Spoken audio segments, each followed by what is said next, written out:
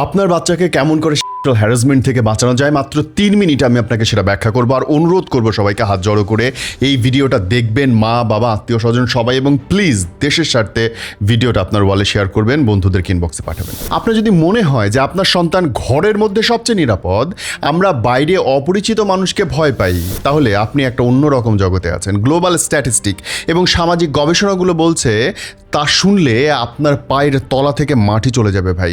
UNICEF এবং child protection অর্গানাইজেশনগুলোর তথ্য অনুযায়ী শিশুদের উপরে হওয়া 80 থেকে 90% সেক্সুয়াল হ্যারাসমেন্ট বা নির্যাতনের ঘটনা ঘটে সেই সব মানুষদের দ্বারা যাদেরকে শিশুটি চেনে, বিশ্বাস করে এবং তার নিজের আত্মীয় বলে মনে করে। আজকের টপিকটা শুনলে আপনার হয়তো অস্বস্তি লাগবে, কিন্তু বিশ্বাস করেন নেক্সট 3 মিনিটসের এই ছোট্ট ভিডিওটা আপনার জীবনের অন্যতম একটা ইনভেস্টমেন্ট হতে চলেছে। বিজ্ঞান, মনোবিজ্ঞান এবং সামাজিক গবেষণা কিভাবে আপনার সন্তানকে বাঁচাবেন, কলিজার টুকরাকে রক্ষা করবেন, সেইটা নিয়ে আমি আপনাকে বলবো। বিজ্ঞান বলছে একটি শিশু যখন কোনো বাজে অভিজ্ঞতার ভেতর দিয়ে যায় তখন তার নরম মস্তিষ্ক ফাইট বা ফ্লাইট, ফ্রিজ হয়ে যায়, এরকম একটা মুডে চলে যায় যখন বেশিরভাগ শিশু ভয়ে ট্রমার মধ্যে স্তব্ধ হয়ে যায়। তারা চিৎকার করতে পারে না, আর এইটাকে বলে টনিক ইমোবিলিটি। তাই কোনো শিশু যদি এসে আপনাকে বলে তার সঙ্গে কি কি খারাপ হয়েছে, তখন আপনি দয়া করে প্লিজ প্লিজ বলবেন না তুমি চিৎকার করো নাই কেন, তুমি কেন বলো নাই, কেন ওখান থেকে পালিয়ে আসো নাই, তুমি গেছো কেন ওইখানে, কেন দাঁড়াচ্ছিলা, তোমার সাথে হইতে দিছো কেন। Don't do that. এইটা করবেন না, এইটা বলবেন না, কারণ শিশুদের ব্রেন সত্যিকার অর্থে ওই রকম বিপদের মুহূর্তে কাজ করার ক্ষমতা হারিয়ে ফেলে। আপনি বড় মানুষ, আপনার রিয়াকশন দেওয়ার ক্ষমতা এক, আর শিশু যার এইটুকু ব্রেন, এইটুকু অভিজ্ঞতা, এইটুকু শরীর, ও কেমনে ফাইট করবে অত বড় দৈত্যের সঙ্গে। গবেষণা বলছে অপরাধীরা সেই সব বাচ্চাদেরকে টার্গেট করে যারা একটু চুপচাপ থাকে, যাদের সহজে ভয় দেখানো যায়। তারা বাচ্চার সাথে প্রথমে একটা প্রমিজিং গেম বা সম্পর্ক উন্নয়নের খেলা তৈরি করে, উপহার দেওয়া, অতিরিক্ত আদর করা, এবং সবশেষে বলে এটা তোমার আমার দুজনের সিক্রেট, কাউকে বলবা না, তোমার মা বা বাবা কিন্তু তাইলে মইরা যাবে, বুঝছো, মা বাবা মইরা যাবে, এটা বলা যাবে না, কসম, আল্লাহর কসম, এরকম নানান কথা বলে এবং তারপরে বাচ্চার মুখটা বন্ধ করে দেয়। তাহলে প্র্যাকটিক্যাল টিপস এবং প্যারেন্টিং এখানটায় কী হতে পারে? সমাধান হচ্ছে সমাজ এবং পরিবেশ তো আসলে দিনরাত একবারে টুস করে বদলে ফেলা সম্ভব না। আমাদের বাচ্চাকে ইমিউনিটি বা সুরক্ষিত করতে পারে এরকম 5টি গোল্ডেন টিপস এবার আপনি শুনতে শুরু করলেন। নাম্বার 1, গুড টাচ এবং ব্যাড টাচ। ছোট্ট বাবু যাদের বয়স 3 থেকে 4 এরই মধ্যে, বা আপনার বাচ্চা যে বয়সেরই হোক না কেন, তাকে শরীরের অঙ্গগুলোর সঠিক নাম শেখান, কোনো কাল্পনিক নাম না। বিজ্ঞান বলছে সঠিক নাম জানলে শিশুটি স্পষ্ট করে বলতে পারে তার সঙ্গে কি হয়েছে। তাকে শেখানো উচিত সুইমস্যুট বা অন্তর্বাসের ভেতরের শরীরের অংশগুলো যেগুলো ঢাকা থাকে সেগুলো তাদের প্রাইভেট পার্টস। ডাক্তার যদি মা বাবার সামনে তোমাকে পরীক্ষা করে বা দেখে, এছাড়া দুনিয়াতে কেউ কখনো তোমার প্রাইভেট পার্টসে হাত দিতে পারবে না, দেখতে পারবে না, কোনো রকমে স্পর্শ করতে পারবে না। নো। টিপস নাম্বার 2, না বলার ক্ষমতা বা পাওয়ার অফ সেইং নো। আমাদের সমাজে শেখানো হয় বড়রা যা বলবে তাই শুনবা। এই মানসিকতা কিন্তু বাচ্চাকে অনেক ক্ষতি করে। বাচ্চাকে শেখাইতে হবে তার শরীরের উপরে কেবলমাত্র তার অধিকার। তার কোনো আত্মীয় বা চেনা মানুষ জোর করে কোলে নিতে চাইলে, তাকে চুমু খেতে চাইলে, যদি বাচ্চা অস্বস্তি বোধ করে, তাকে না বলার অধিকার দিন। জোর করে কোলে বসাবে না, জোর করে কাছে যাইতে হবে না। বাচ্চা বোঝে, ট্রাস্ট মি, বাচ্চা বোঝে কোনটা তার খারাপ লাগতেছে, ভালো লাগতেছে, এবং তাকে জোর করে কোনো কিছু করাবেন না। তার নিজের শরীরের ব্যাপারে তার সিদ্ধান্ত নেবার ক্ষমতা আপনাকে দিতে হবে। টিপস নাম্বার 3, সিক্রেট বনাম সারপ্রাইজ।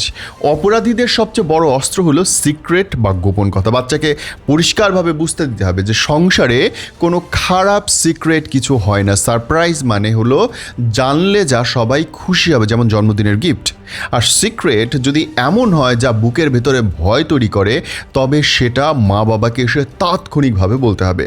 মা বাবাকে কিছু বললে মা বাবা কখনোই রাগ করে না, এই ভরসা আপনার বাচ্চাকে আপনাকে দিতে হবে। Tips number 4, body safety rule. 3 step of rules বলে এটাকে। বাচ্চাকে এইটা আপনাকে শিখাইতে হবে, 3টা স্টেপ।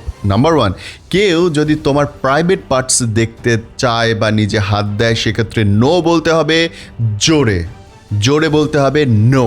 নাম্বার 2, রান করো সেখান থেকে। প্রথমে নো বলো, তারপরে রান করো। নাম্বার 3, স্কুল বা শিক্ষক বা মা বাবা যে কাউকে তুমি সবচেয়ে কাছে পাচ্ছ তাকে টেল করো। নো, রান, টেল, এই 3টা ওয়ার্ড বাচ্চাকে শেখাইতে হবে। No, run, tell, no, run, tell, that's it. Number 5, digital safety. দেখেন আজকাল হ্যারাসমেন্ট কিন্তু শুধু ফিজিক্যালি হয় না, ডিজিটালি হয়। অনলাইনে গেম, সোশ্যাল মিডিয়ায় বাচ্চারা কার সঙ্গে কথা বলছে, কার সঙ্গে ভিডিও কল করছে, ছবি পাঠাচ্ছে কিনা, কোনো কিছু দিচ্ছে, আদান প্রদান করছে কিনা প্রাইভেট, এইটাকে আপনাকে মনে রাখতে হবে ভাই। এবং এইটার কিন্তু অনেক রকমের অনলাইন ডিভাইস ব্যবহারের সতর্কতা বাড়াইতে হবে, এবং এর ভেতরে কত কিছু হচ্ছে আমি আসলে জানি না। আপনি আপনার বাচ্চার ফোনটা মাঝে মধ্যে চেক করবেন, 18 পর নিচে হইলে বয়স অবশ্যই। ভাই শিখলাম আমরা কিভাবে রক্ষা করব, কিন্তু বিপদের লক্ষণ কি আপনারা অনেকেই জানেন। এরই মধ্যে আমি আপনাকে একটা ভিডিওতে বলেছিলাম যে বাচ্চারা যখন ঘন ঘন নিজের প্রাইভেট পার্ট পরিষ্কার করে, ঘন ঘন দেখবেন তার রাগ হয়ে যাচ্ছে কিংবা চুপ হয়ে যাচ্ছে, সে খাওয়ার অনীহা হয়ে যাবে, সে অন্ধকারে থাকতে ভয় পাবে, সে হয়তো ওয়াশরুমে যাইতে চাইবে না, বিছানার মধ্যে হিসু করে দেবে, কিংবা বারে বারে ঘুম ভেঙে উঠবে। যেই ছেলে আগে চুপচাপ ছিল সে এখন অনেক কথা বলবে এবং হেভি রকমের মেজাজ খিটখিট হয়ে যাবে। যে আগে অনেক কথা বলতো সে চুপ হয়ে যাবে। তার শরীরের বিশেষ কোনো অঙ্গের প্রতি দেখবেন তার সচেতনতা তৈরি হয়েছে এবং সে রিয়্যাক্ট করতেছে বেশি। কোনো একটা মানুষকে দেখবেন সে দেখলেই চেতে যাচ্ছে, ভয় পাচ্ছে, আপনার পিছনে যাচ্ছে বা তার কাছে যেহেতু অস্বীকৃতি জানাতেছে, সে যেই হোক না কেন। এই ব্যাপারগুলো দেখলে আপনি বুঝতে পারবেন না। যদি না বুঝেন তাহলে আমার আরেকটা ভিডিও আছে, সেটা দেখে নেবেন, তাহলে আপনি আরও পরিষ্কার হবেন যে কোন লক্ষণগুলো দেখে আপনি বুঝতে পারবেন যে আপনার সন্তান আসলে হ্যারাসমেন্টের শিকার হচ্ছে কি না কোথাও না কোথাও।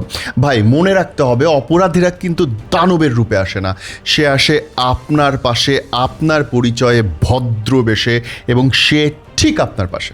যেই সন্তানগুলো, যেই বাচ্চাগুলো এই কয়েকদিনের মধ্যে চলে গেছে আমাদের ছেড়ে, প্রত্যেকে তার সবচেয়ে নিকট মানুষদের দ্বারা হ্যারাসমেন্টের শিকার হয়েছে। প্রত্যেকটা বাচ্চা, এমন সব মানুষদের যাদেরকে আপনি অ্যাভয়েড করার ক্ষমতা রাখেন না, যাদের থেকে দূরে থাকা আপনার সম্ভব না।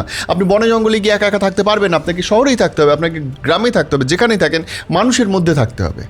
কিন্তু তাই বলে কি আমি আমার সন্তানকে নষ্ট হতে দেবো, আমার সন্তানকে শেষ হয়ে যেতে দেবো না। আমাকে সব সময় সচেতন থাকতে হবে, শিখতে হবে কেমনে আমার বাচ্চাকে প্যারেন্টিং করতে হবে। ভাই আগের দিনে 10টা 20টা বাচ্চা হয়েছে, কে কোন পাশ দিয়ে মানুষ হয়েছে, অ্যাবিউজ হয়েছে ঠিক নাই, একটা হয়েছে আর একটা মরছে। বাট দুনিয়াটা এখন বদলাই গেছে, আমরা এখন 1টা 2টা বাচ্চা নিয়েই আমরা অভ্যস্ত, এবং আমাদের এইটাই কলিজার ধন। আগের বাচ্চাগুলো যেভাবে মানুষ হয়েছে, আপনি যেভাবে মানুষ হয়েছেন, এখনকার জামানা সেইটা না। মানুষকে অবিশ্বাস করতে শেখেন। আপনার বাচ্চার সেফটির জন্য আপনার এটা খুব জরুরি। আমার বাচ্চার সেফটির জন্য আমাকে অবিশ্বাস করতে হবে দুনিয়ার সব মানুষকে, এমনকি আমার মা বাপ পর্যন্ত। Sorry for my language, but this is true.